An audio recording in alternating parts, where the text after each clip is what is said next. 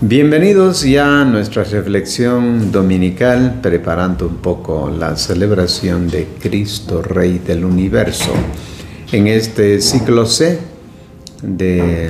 según el Evangelio, según San Lucas. Así que vamos a hacer un poquito de historia. En Roma gobernaba el emperador Tiberio, cuando a la orilla del río Jordán apareció pues Juan el Bautista. Lo que dice provoca pues entusiasmo, despierta expectativas, suscita esperanzas. Las autoridades políticas y religiosas se preocupan porque consideran subversivo su mensaje. El reino de los cielos está cerca, decía el Bautista. Después de él, Jesús comienza a recorrer ciudades y pueblos anunciando por todas partes: el tiempo se ha cumplido y el reinado de Dios está cerca. Marcos 1:15. A veces dice también el reino de Dios es inminente. El reino de Dios ya está en medio de ustedes.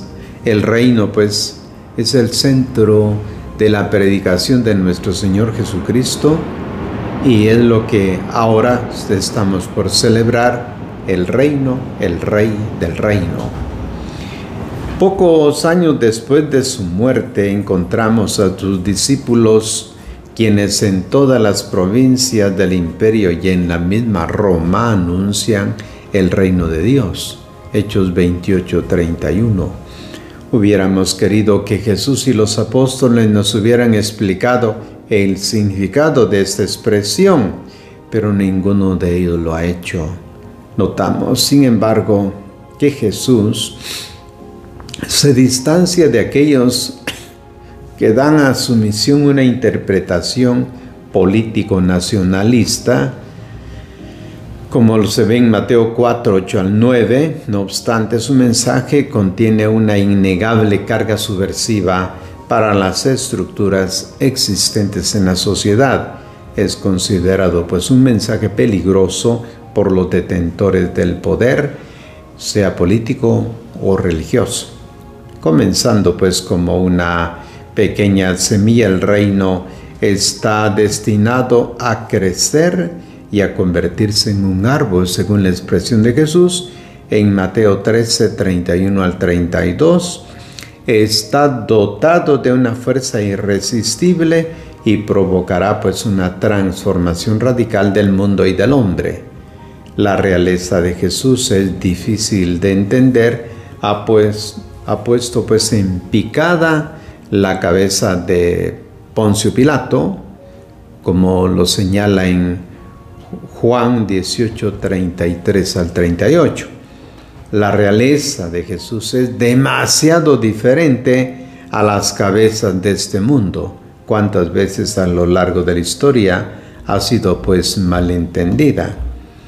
Entremos directamente al Evangelio, que estará tomado de Lucas 23:35-43. El texto nos dice así: en aquel tiempo el pueblo estaba mirando a Jesús y los jefes se burlaban de él diciendo: ha salvado a otros, que se salve a sí mismo. Si él es el Mesías, el predilecto de Dios. También los soldados se burlaban de él, se acercaban a ofrecerle vinagre y le decían: si eres el rey de los judíos, sálvate. Encima de él había una inscripción que decía: este es el rey de los judíos. Uno de los malhechores crucificados lo insultaba diciendo: ¿no eres tú el Mesías? Sálvate a ti y a nosotros. Pero el otro lo reprendió diciendo: ¿no tienes temor de Dios, tú que sufres la misma pena? Lo nuestro es justo. Recibimos la paga de nuestros delitos, pero él, en cambio, no ha cometido ningún crimen. Y añadió: Jesús, cuando llegues a tu reino, acuérdate de mí. Jesús le contestó: te aseguro que hoy estarás conmigo en el paraíso. Bien, los israelitas esperaban un gran rey. Lo imaginaban rico, envuelto en ropas preciosas, fuerte, sentado en un trono de oro. Lo querían ver dominando a todos los pueblos y humillando a los enemigos, obligándolos a postrarse a sus pies y morder el polvo, como dice el Salmo 72, 9 al 11. Nutrían la esperanza de su reino que fuera eterno y universal. En la lectura del Evangelio, pues viene presentada la respuesta a estas expectativas. Estamos sobre el Monte Calvario. Jesús está clavado en la cruz, con 2 bandidos a sus lados. Sobre su cruz está inscrito: Este es el Rey de los judíos. ¿Será este el hijo esperado de David? No es posible. Este solo es un desdichado. ¿Dónde están las señales, pues, de la realeza? No está dominando desde lo alto de un trono de oro. Se encuentra clavado en una cruz. No está rodeado de siervos que le sirven, que se inclinan a sus pies. No hay soldados listos para acatar sus órdenes. Se encuentra frente a gente que lo insultan, se burlan de él. No llevan un manto lujoso, está completamente desnudo. No amenaza a nadie. Habla palabras de amor y de perdón para todos. No obliga a sus enemigos a morder el polvo. Es él el que bebe el vinagre. A sus lados no tiene a sus ministros, los generales de su ejército, sino 2 criminales. Un día Santiago y Juan le habían pedido: concédenos sentarnos en tu gloria, uno a tu derecha y otro a tu izquierda. Está en Mateo 10:37. Haber sabido lo que estaban pidiendo, porque Jesús les dice: ustedes no saben lo que están pidiendo. Qué extraña regalía de Jesús. Es lo opuesto a aquella que la gente está habituada a imaginar. Desgraciadamente, muchos cristianos no han cultivado una esperanza distinta a la que tenían los judíos. Han identificado el reino de Cristo con las victorias y los triunfos, y con el respeto que los jefes de la iglesia lograron imponer, pues, a los grandes de este mundo. La inscripción, pues, puesta sobre la cruz, proclama: Rey de los judíos, a un hombre derrotado, incapaz de defenderse, privado de todo poder. Un rey así hace fracasar todos nuestros proyectos. Vuelve entonces con insistencia la misma pregunta: ¿cómo es posible que sea el Mesías prometido? Veamos primero las 3 escenas que están descritas en el Evangelio de hoy. Vamos, la primera, los versículos 35 al 37. Se introducen 3 grupos de personas que se encuentran al pie de la cruz, al pie del rey. Primeramente está el pueblo. Ahora, ¿cómo se comporta el pueblo? No hace nada, nada de bien o de mal. Dice el texto, está mirando. Están asombrados sin darse cuenta de lo que está acaeciendo. No entienden cómo un hombre que muere sin responder puede ser el rey de tanto tiempo esperado.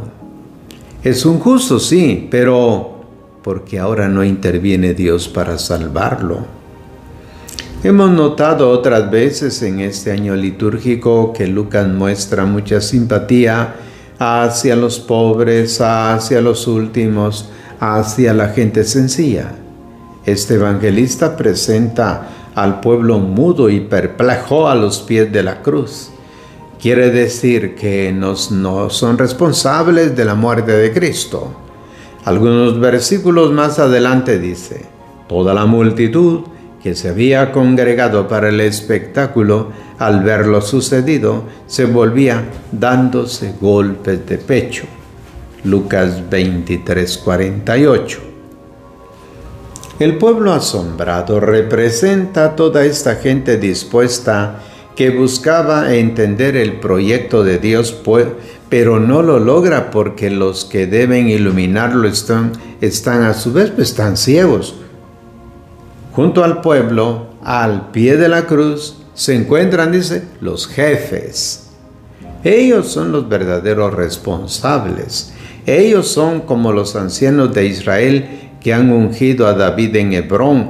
Deberían reconocer en Jesús al Mesías prometido.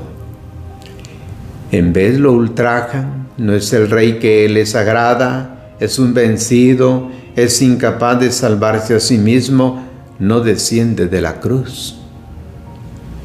¿Por qué Jesús no les da pues la prueba que ellos están buscando? ¿Por qué no desciende de la cruz? ¿Por qué no produce el milagro?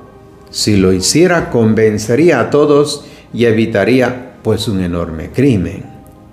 Si descendiese de la cruz, todos creerían. ¿Pero en qué cosa? ¿En el Dios fuerte y potente? ¿En el Dios que derrota y humilla a los enemigos, que responde culpa por culpa a las provocaciones de los impíos, que infunde temor y respeto? Pero este no es el Dios de Jesús. Si descendiese de la cruz, traicionaría su misión, reforzaría la falsa idea de Dios que los guías espirituales del pueblo tenían en mente, confirmarían que el verdadero Dios es aquel que los poderosos de este mundo han adorado siempre porque es similar a ellos, fuerte, opresor, vindicativo, armado. Este Dios fuerte es incompatible con el que ha revelado con Jesús en la cruz. El Dios que ama a todos, aun a los que le persiguen, que perdona siempre, que salva, que se deja vencer por el amor. Dios no es omnipotente porque con su inmenso poder puede hacer lo que quiere, sino porque ama de forma inmensa, porque se pone sin límites ni condiciones al servicio del hombre. La suya no es una omnipotencia pues de dominio, sino de servicio. Lo hemos visto en Jesús, que se inclina pues para lavarle los pies a los discípulos. Ese es el verdadero rostro de Dios omnipotente, Rey del universo. El tercer grupo que se encuentra al pie de la cruz, pues son los soldados. Se trata de unos pobres hombres separados de sus familias y enviados por poco dinero a cometer violencia contra un pueblo de idioma, costumbres y religión diferente. Lejos de sus esposas, de sus hijos, de sus amigos, han suprimido todos los sentimientos humanos y se desenfrenan con aquellos que son más débiles que ellos. Más que culpables, son víctimas de la locura de otros superiores a ellos. Solo pueden seguir órdenes, no cuentan su opinión personal, repiten las palabras que han oído decir a sus superiores. Si eres el rey de los judíos, sálvate a ti mismo. Por miedo, por poco dinero, por ignorancia, han vendido su conciencia, colaboran con las injusticias, a la opresión, a la violencia contra los más débiles. Han sido educados para creer solamente en la fuerza y en el que confía en las armas, respeta al que vence y desprecia al que pierde. Ahora Jesús está de parte de los vencidos. Ahora nos acerquémonos a la segunda escena. La segunda escena ocupa el centro del relato.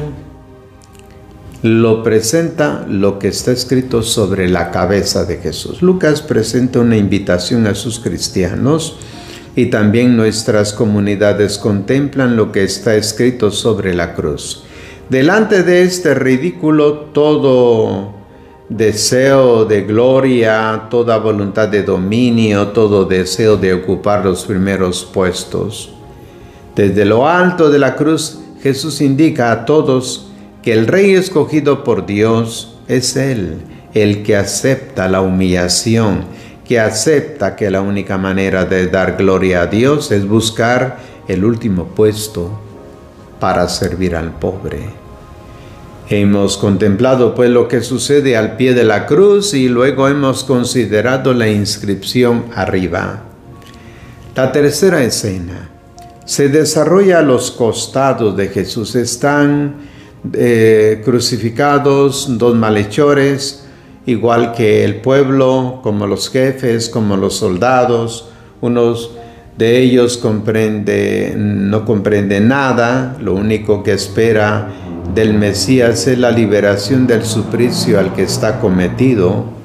Jesús no lo ayuda, se muestra incapaz de escuchar su pedido. El segundo criminal es el único que reconoce en Jesús al Rey esperado.